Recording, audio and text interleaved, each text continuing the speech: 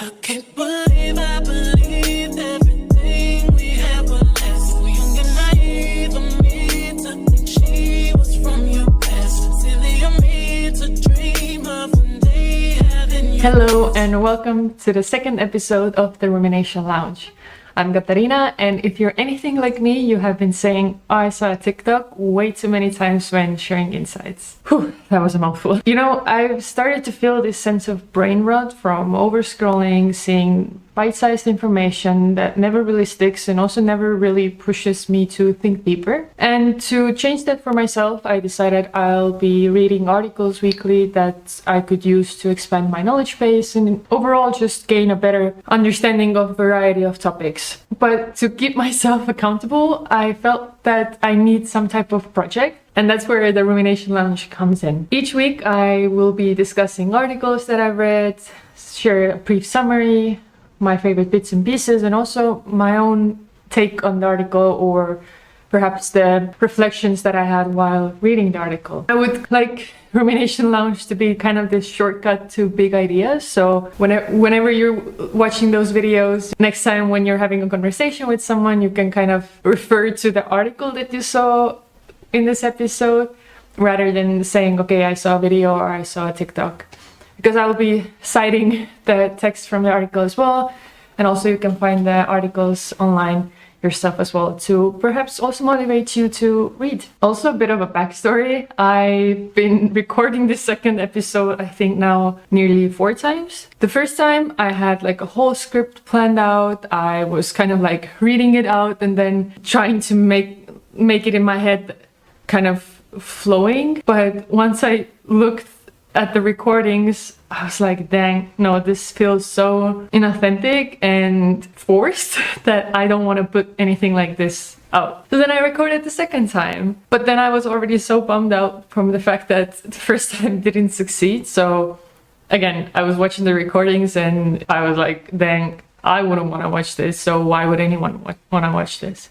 Of course, we're our own biggest critic, but still the energy was just not there. So then I took a break of 4 hours and then I decided that I'm gonna kind of raw dog this thing and not use a script and really just speak from my heart because I know what I want to say, but it's just the fear of speaking up, I guess. I recorded the episode. I felt really good about it. I was, confident that this was gonna be it. This morning I was watching the recording and everything was blurred. Nothing was focused because I'm still new to this thing and the camera was not doing what it was supposed to do. So everything that I recorded is just like a big blur. I really had a moment of, okay, should I really be doing this? Is this universe giving me a sign that I should not do this? Because, all the times that I've tried to record it, it just doesn't work how I want it to work. But at the same time, I had a bit of a paradox because I also didn't want to give up just like this. I told ChatGPT about my experience and my frustrations. You know what, ChatGPT,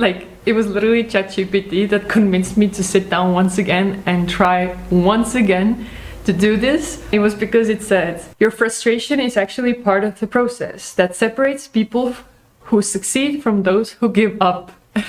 Oh, damn. It goes on to say, the messy middle part is where people give up, but it's also where resilience is built. Every great creator has had days like this where it feels like the universe is conspiring against them. It's not. It's testing how much you want this. I literally teared up. I'm like, okay, I do want to do this. It's not even about gaining this big audience and whatnot. It's literally just for me, that I'm proving for myself that what I've set my mind to it. I've also invested money in this. I bought this, microphone to just do this perfectly. At the end of the day, it's really about me proving to myself that I can do this. You might be watching this and think, what is so crazy about making a video and uploading it to YouTube? Literally millions of people do that. But I don't know, I've never really put myself out there like this, nor have I publicly shared my worldview because it feels safer to just keep everything to yourself so no one can really challenge you. But with this, I really want to challenge myself and I want to, overcome my internalized fears. So yeah, I just wanted to give a little bit of backstory or also get myself into the rhythm of talking here because it's not my usual jam, and I'll be really using each week as a kind of like a stepping stone for myself, really see how I can improve, what I can do differently, you know, and just work on it as we go. So please be gentle with me, but also please do share your feedback, or perhaps you are a starting creator or you have had situations like this where you have started a new project for yourself and you felt like everything in the universe was telling you not to do it, but then at the end of the day, after you really pushed through and put effort in it, you came through successfully. So I would love to hear those stories because that would, I guess, also help me keep going and prove to myself that I can do this. But anyways, let's get into the second episode. Today's rumination is inspired by the article I read on Aeon. It's written by Kaitlyn Creasy, and she discusses the topic of loneliness. And not loneliness in general terms, but loneliness that you can also feel when you are surrounded by people that love you and are close to you. Why this article? I guess it's just the fact that we are, I don't know, it felt fitting, or also I was kind of scrolling on Aeon. I was trying to find something interesting to read, and when I saw the title, it got my attention because we are right now entering this winter season. You know, days are shorter, evenings are dark, you are not maybe going out as much, and it's this cuffing season, you know how we describe it. I feel like loneliness is something that we might feel more often during this time, or maybe think about it more often. At least I can speak on my behalf, which, you know, for me is, let's say, not new feeling, but I don't feel it too often since by nature I'm an introvert, so I enjoy my own company a lot and I do a lot of things by myself, so rarely do I feel lonely while doing this. Now, as I said, due to the season changes, I have been feeling like this. I wanted to read this article to see what it has to offer for me and what I can learn from it. Kaitlyn starts off the article by sharing her own experience with loneliness. Namely, she was studying abroad in Italy, and once she returned back home to the US, she felt like the people that she used to be surrounded with didn't really get her the same way that they used to. That part of the story really connected with me because I've had my own fair share of study abroad experiences or just living abroad experiences. Hearing her speak about it really made me remember the times that I used to struggle with the same feeling. How she describes it is a reverse culture shock. I'm gonna read out the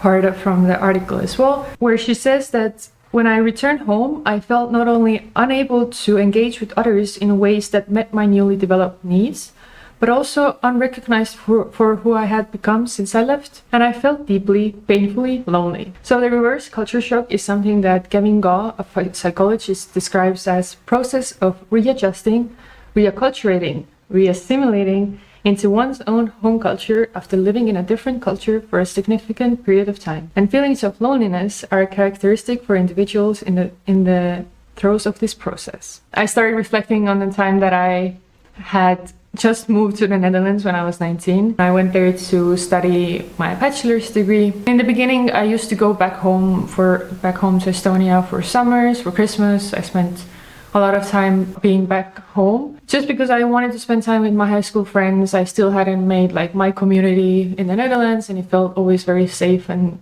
sound to go back to be with the people that care for me. However, I think it was around the second year of uni when I started to feel this disconnect, meaning whenever I went back, I could have conversations with my friends, family, and the common ground that we used to have, it felt like it was shrinking. It was not there anymore. And I knew that my life was kind of evolving in a different pace, which made me feel also guilty when I didn't feel the same energy friends at the time. Through that process, of course, with some I grew apart, with some I'm still very good friends, and I'm not sure exactly what is like the difference between, for example, the friends that I'm still in contact with and that are in Estonia and the friends that I've now grown apart. At the time, it felt very lonely too, because, you know, you have your friends abroad who might be experiencing the same thing, but I didn't really have that person to talk about it, or at least it never really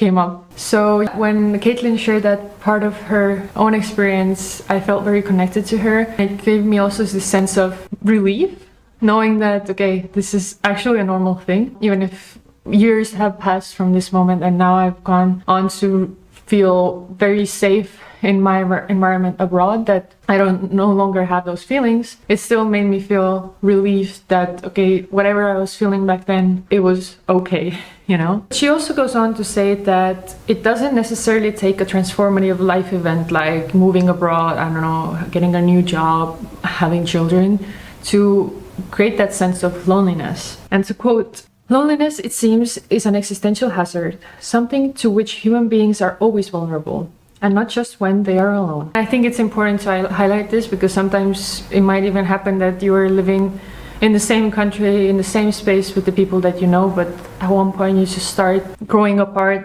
and your lives just take a different turn in comparison to one another. It's not always easy to navigate that process, let's say. But in order to go deeper on the topic of loneliness, Kaitlyn brings in a philosopher, Kiran Setia, who characterizes loneliness as the pain of social disconnection. He says that we are social animals with social needs that crucially include needs to be loved and to have our basic worth recognized. When we fail to have those basic needs met, as we do when we are apart from our friends, we suffer loneliness. So basically what he's trying to get at is that you need to have this sense of being seen, regardless of whether it's a friend or also just people in the society that would kind of help us feel less lonely at times.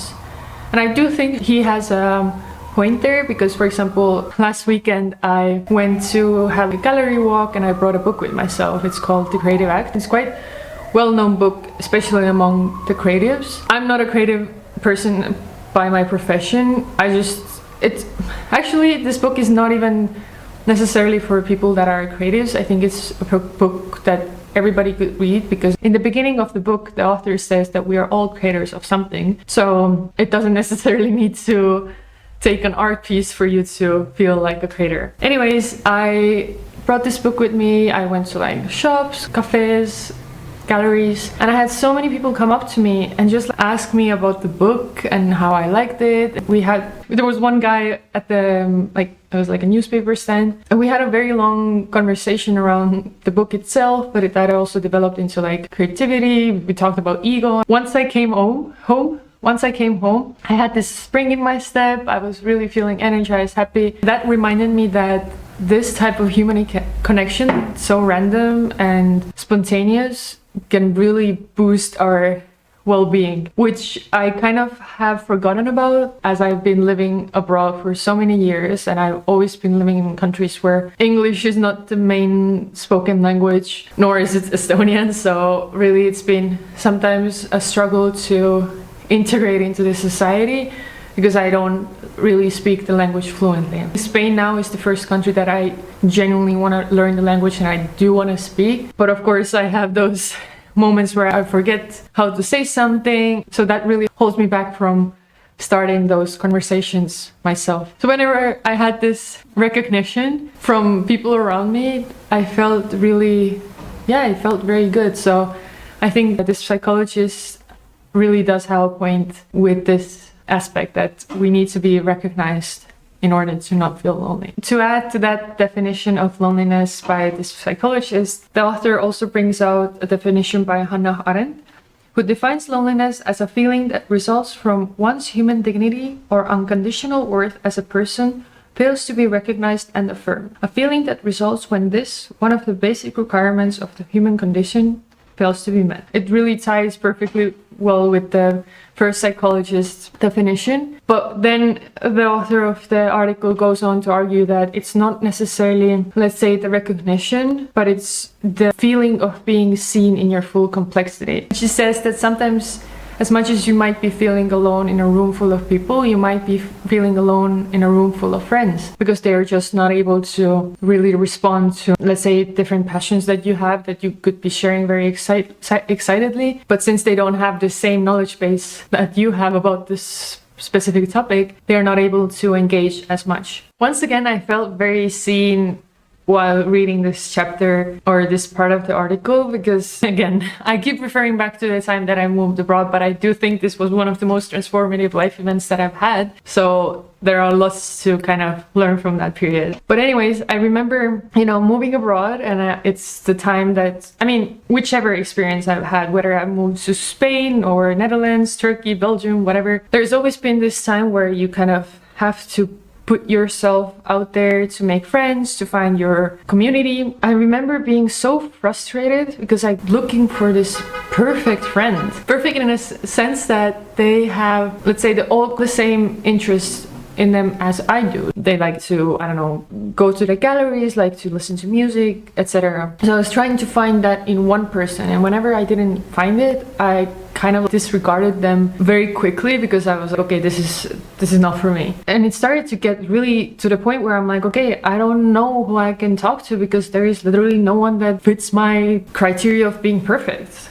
And I really had to snap myself out of this. Of course, I was feeling lonely, like this article kind of describes this feeling, but I had to really snap myself out of it and tell myself, you cannot expect so much from your friends. They are all individuals themselves. They have their own interest and their own full complexity that I was not able to see. So at the time, I really had to go through this mindset shift of allowing myself to engage with a variety of people who can meet the different needs that I have and really be okay with this. And once I did that, I started to feel, again, a sense of relief, not having this pressure of, okay, I don't have this perfect friend, now I don't have anyone, I'm so lonely, blah, blah, blah. I had to also see others as they are to really build that connection with them. To build on that, Kaitlyn also says that through seeking relationships with others who might share one's interests or be better situated to meet one's specific needs, then one can attempt to face one's loneliness head on, which I think she nailed perfectly. Once you have identified your needs or your interests, it's possible to really go out there and find the people that share those same passions. And how I learned that was when I had just moved to Spain. My friend had just moved to a new city as well. And we both kind of talked about how it's challenging to find like-minded people. We started to reflect on how we became friends and what was the connection point, and which was for us reading. Once we had identified this, we figured, okay, why not start building a community of like-minded women who enjoy reading, and through that find people that we can connect with. It was like a light bulb went on. We're like, okay, let's do it. So we did that, and through this project, I've been really blessed to have found so many amazing women that share the same passions.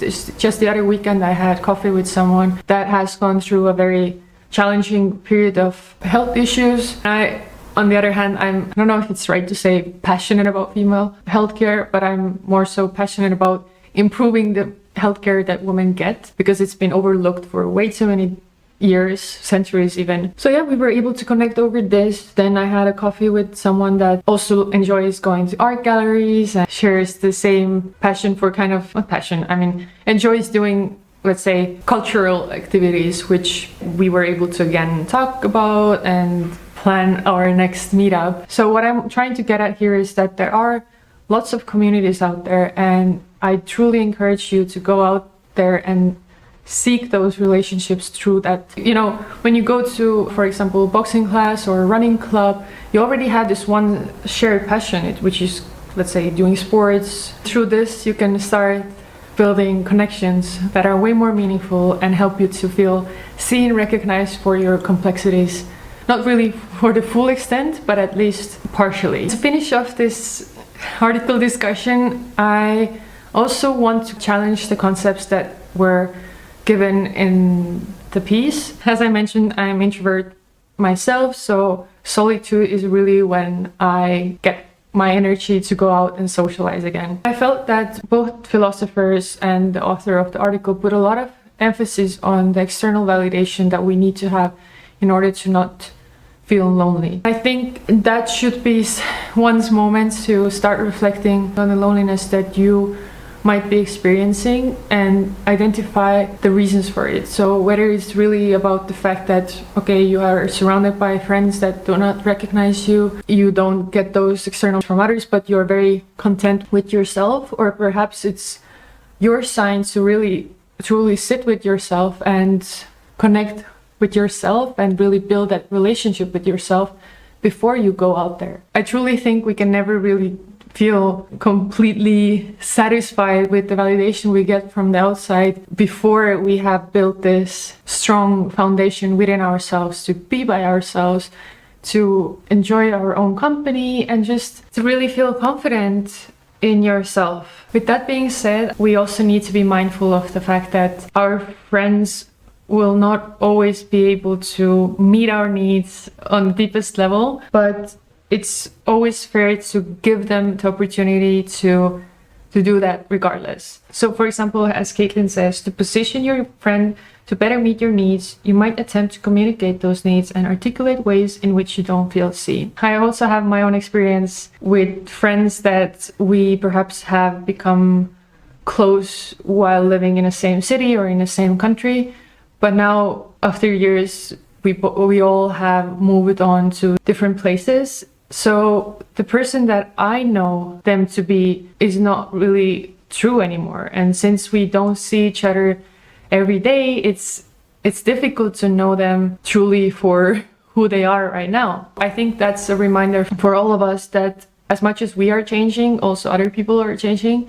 So to have that mutual understanding, we need to first give both of us, or all of us, really a chance to see each other, you know? I don't think it's fair to disregard friendships just because we have apart without really trying to salvage the relationship at first. I am a true believer that if you feel that certain relationships, friendships do not provide you with the comfort that you would like, we don't need to stay friends just because we have spent all this time together being friends. It's better for everybody if you really admit, okay, we are not really seeing eye to eye. Let's be open about it and honest about it. Before we go on to disregard our friends that don't see us, let's give them and ourselves a chance to see them for who they are and you for who you are. But like Kaitlyn says at the end of the article, we will so often, perhaps always, have needs, desires, and values of which we are unaware of or that we cannot articulate,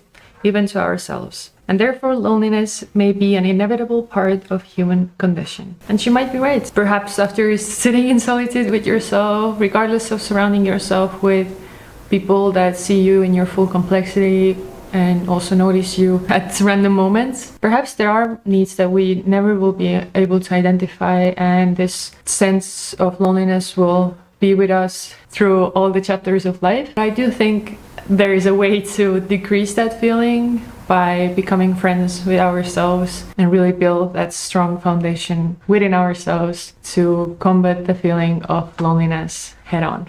So thank you for hanging out with me at the Rumination Lounge. I hope this article provided you with some insights into the feeling of loneliness and perhaps offered you also a sense of relief or points of reflection that you can take on to go on with your day and really understand yourself better.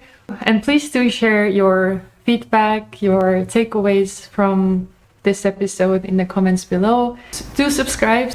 This will be your token of appreciation that would mean really truly a lot for me, because you're here and I'm grateful for this. I would like to keep seeing you at the Rumination Lounge. But until then, keep ruminating. Bye. Don't think I forgot. As I said, at the end of each episode, I'll be sharing 3 songs that have been on repeat for me. So here are this week's songs. Start off strong with Karol G and her song Vestido. This song automatically makes me feel happy. I don't know why this Karol G lore or what type of she has on me, but for example, this week I was working and really not feeling motivated, but once I put this song on, I'm like, okay, I can do it. So here's the first song of the week.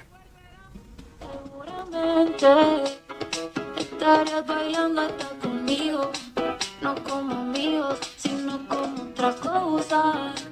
Usted cerca me pone peligrosa. Por un besito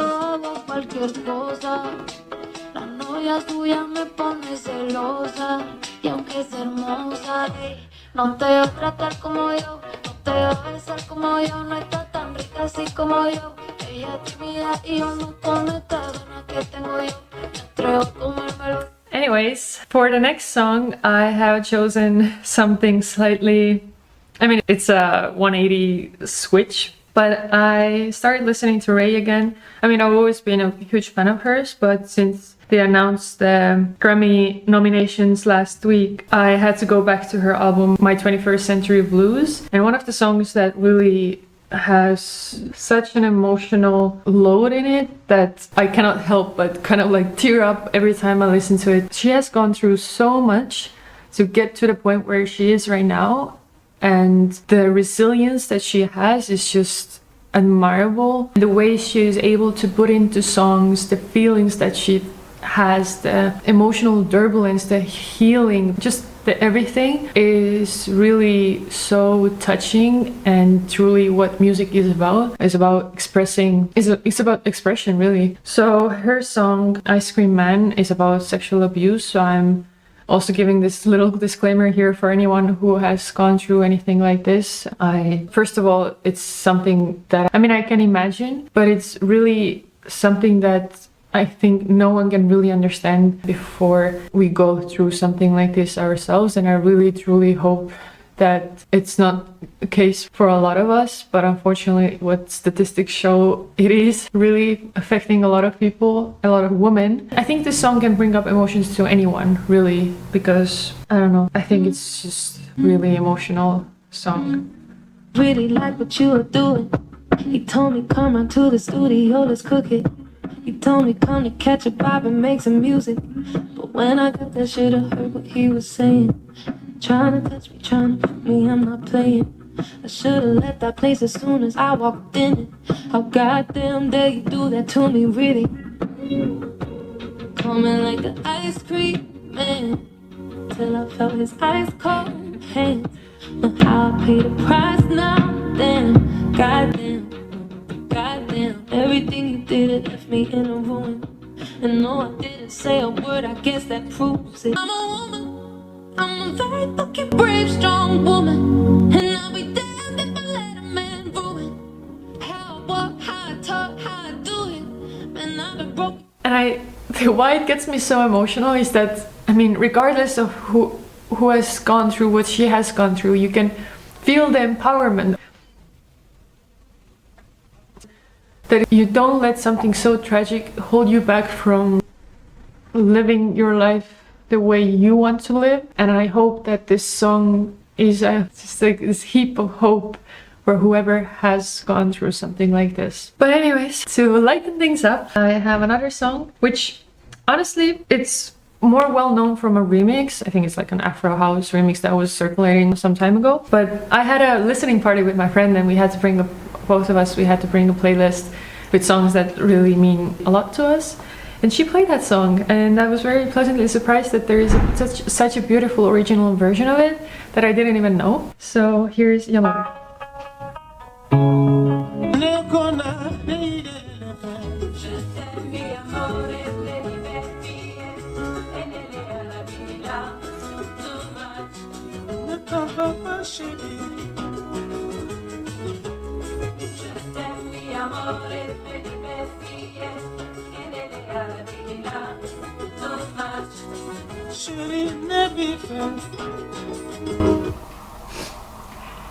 So these were my songs of the week. Please let me know the songs that you have been listening to this week, and I would love to share them at one of the upcoming episodes once I get the chance. Thank you, and see you next week.